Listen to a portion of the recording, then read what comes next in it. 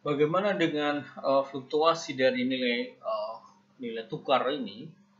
Kita ketahui bahwa dalam nilai tukar tetap, maka harga dari mata uang lokal ini ditetapkan secara tetap terhadap mata uang asing, ya. Sementara dalam nilai atau dalam sistem nilai tukar mengambang, maka nilai tukar atau kurs ini dapat berubah setiap saat, tergantung pada jumlah penawaran dan permintaan falas terhadap mata uang asing. Dari sisi permintaan misalnya, jika permintaan falas meningkat ya terhadap mata uang domestik, ya, maka nilai mata uang domestik akan menurun. Sebaliknya, jika permintaan falas turun, maka nilai mata uang domestik meningkat. Itu dari sisi permintaan. Dari sisi penawaran, sebaliknya, jika penawaran falas meningkat terhadap mata uang domestik, ya, maka nilai tukar mata uang domestik akan meningkat. Sebaliknya, jika penawaran falas menurun, maka nilai tukar mata uang domestik juga akan menurun. Nah, berikut tabel faktor-faktor yang mempengaruhi nilai tukar domestik, ya. Ada pembayaran impor untuk permintaan dan penawaran, ya. Permintaan ada pembayaran impor, aliran modal keluar, dan sebagainya. Sementara penawaran falas itu ada penerimaan ekspor, aliran modal masuk, dan sebagainya. Mudahnya adalah bahwa segala macam yang mengakibatkan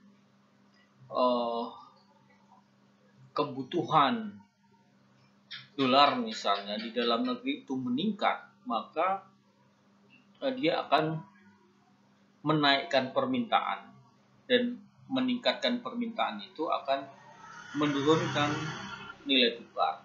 Nah, sebaliknya di sisi yang kanan, penawaran, apa saja yang menambah falas, ya, tentu akan meningkatkan nilai tukar domestik karena akan menambah jumlah falas di dalam negeri, sehingga nilai tukar akan menguat. Nah, ini adalah rinciannya, yaitu faktor yang mempengaruhi permintaan falas. Intinya bahwa jika faktor ini meningkat, maka nilai tukar akan menurun atau terdepresiasi, ya. Jadi misalnya faktor pembayaran impor. Semakin tinggi impor barang dan jasa, maka semakin besar permintaan terhadap falas, sehingga nilai tukar akan cenderung melemah. Demikian juga yang kedua, misalnya faktor aliran modal keluar atau capital outflow. Semakin besar aliran modal keluar, maka semakin banyak permintaan falas dan akan melemahkan nilai tukar. Demikian juga spekulasi, misalnya semakin banyak spekulasi permintaan falas yang dilakukan oleh para spekulan, maka semakin besar permintaan falas dan akan melemahkan nilai tukar domestik. Sebaliknya, dari sisi penawaran falas, jika ini meningkat, maka nilai tukar kita atau nilai mata uang domestik akan meningkat. Contohnya, yang pertama adalah faktor penerimaan hasil ekspor. Semakin besar volume penerimaan ekspor barang dan jasa, maka semakin besar jumlah falas yang dimiliki atau diterima oleh suatu negara, dan gilirannya nanti bahwa nilai tukar mata uang asing akan nilai tukar domestik, ya, terhadap mata uang asing akan menguat atau terjadi apresiasi, gitu, ya. Demikian juga aliran modal masuk atau capital inflow. Kalau yang tadi capital outflow, sekarang capital inflow. Semakin besar aliran modal masuk, maka nilai tukar akan cenderung menguat. Nah, aliran modal ini dapat berupa apa? Misalnya penerimaan hutang luar negeri misalnya, atau penempatan jangka pendek pihak asing ke dalam, ya, lewat portfolio investment, atau juga lewat foreign direct investment atau investasi langsung pihak asing ke dalam negeri. Ini semua akan menguatkan nilai tukar rupiah, ya, terhadap mata uang asing. Di bukunya Pak Nopirin ini kita bisa melihat bagaimana beberapa faktor ya yang mempengaruhi kurs falas. Ada kegiatan ekonomi, ada kebijakan pemerintah baik fiskal moneter yang akan mengaruhi pendapatan, tingkat harga, dan tingkat bunga yang akan mempengaruhi permintaan dan penawaran falas, ditambah dengan adanya faktor-faktor psikologi, ya, misalnya spekulasi dan sebagainya, atau preferensi, gitu ya, maka hal tersebutlah yang akan mempengaruhi perubahan dari falas. Nah, kita lihat ya bahwa kegiatan ekonomi dan kebijakan pemerintah itu secara tidak langsung akan mempengaruhi nilai tukar. Ini ada beberapa poin-poin penting yang bisa diambil di buku tersebut ya. Kemudian yang kedua, bahwa segala sesuatu yang mempengaruhi pendapatan, tingkat harga dan tingkat bunga baik dalam maupun dari luar negeri itu akan mempengaruhi permintaan dan penawaran mata uang dan selanjutnya akan mempengaruhi nilai tukar. Kita lihat di situ bahwa makin tinggi pendapatan ya relatif terhadap negara lain ya, maka akan semakin besar kemungkinan untuk impor. Nah, kalau semakin besar kemungkinan untuk impor, maka nilai tukar akan turun. Kemudian jika misalnya makin tinggi tingkat harga atau inflasi, maka akan terjadi akan menyebabkan peningkatan impor ya, atau nilai impor akan meningkat. Jika nilai impor meningkat, maka nilai tukar akan turun. Kemudian juga jika terjadi kenaikan tingkat bunga dalam negeri misalnya, maka akan cenderung menarik modal luar negeri untuk masuk, gitu ya. Portfolio investment misalnya bisa masuk, sehingga nilai mata uang domestik akan naik relatif terhadap mata uang asing. Nah, itu adalah hubungan antara beberapa faktor tersebut yang dijelaskan di bukunya Pak Nopirin itu.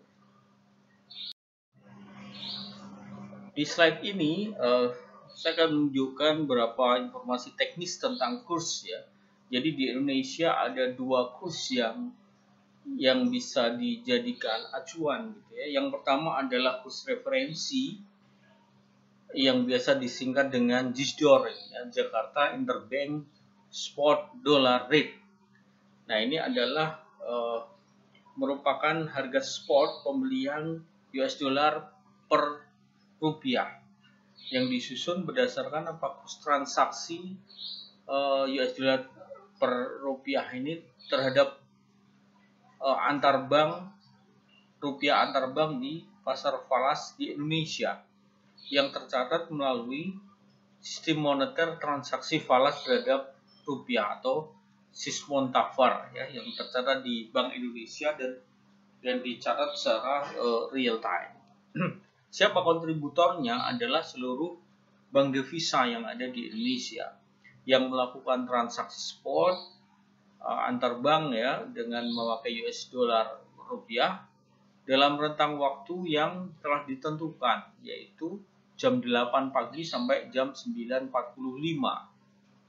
Nah, hasil dari JISDOR ini digunakan untuk atau menjadi referensi bagi harga pasar yang representatif atau mewakili untuk transaksi spot US dollar per rupiah di pasar falas Indonesia. Nah, data ini tersedia setiap hari kerja ya, tidak termasuk Sabtu, Minggu, dan hari libur atau hari lain yang ditetapkan sebagai hari libur yang mengibatkan bank falas ini tidak bisa melakukan kegiatan operasi.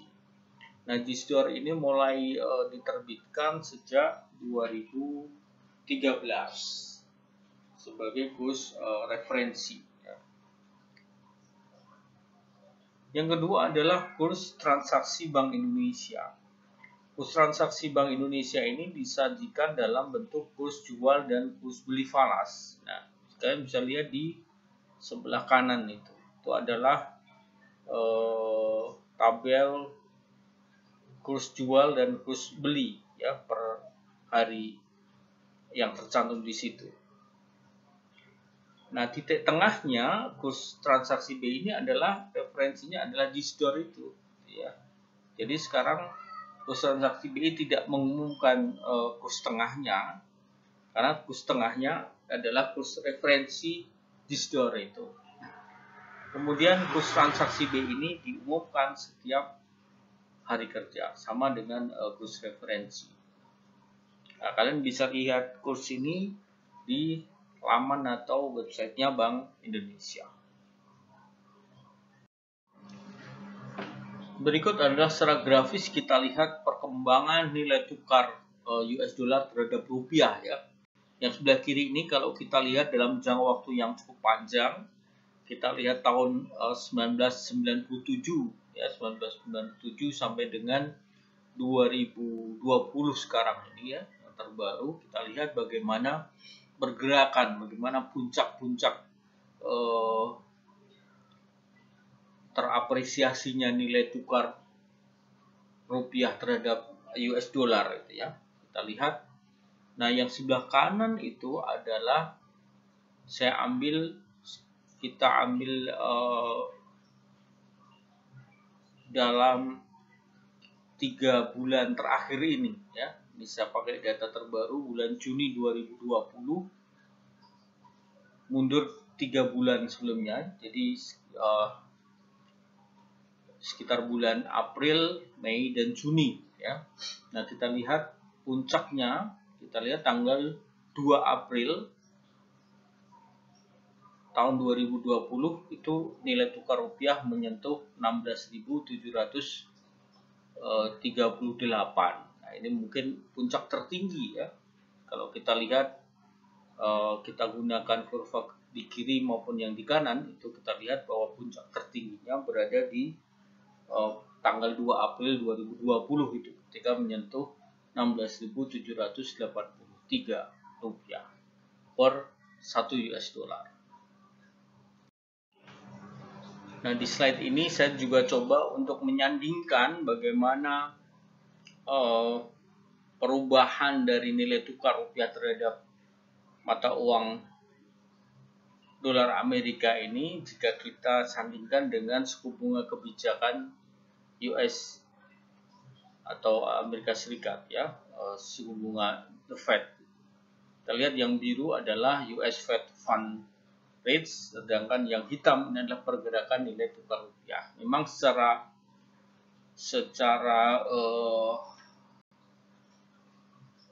sederhana kita bisa lihat bahwa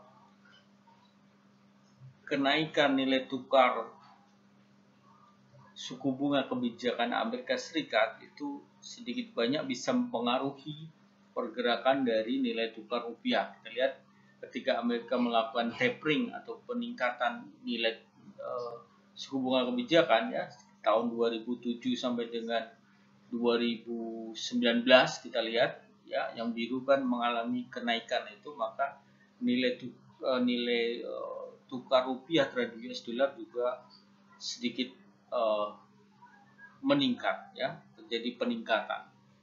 Nah, itu jika kita sandingkan nilai tukar rupiah dengan suku bunga kebijakan Amerika Serikat.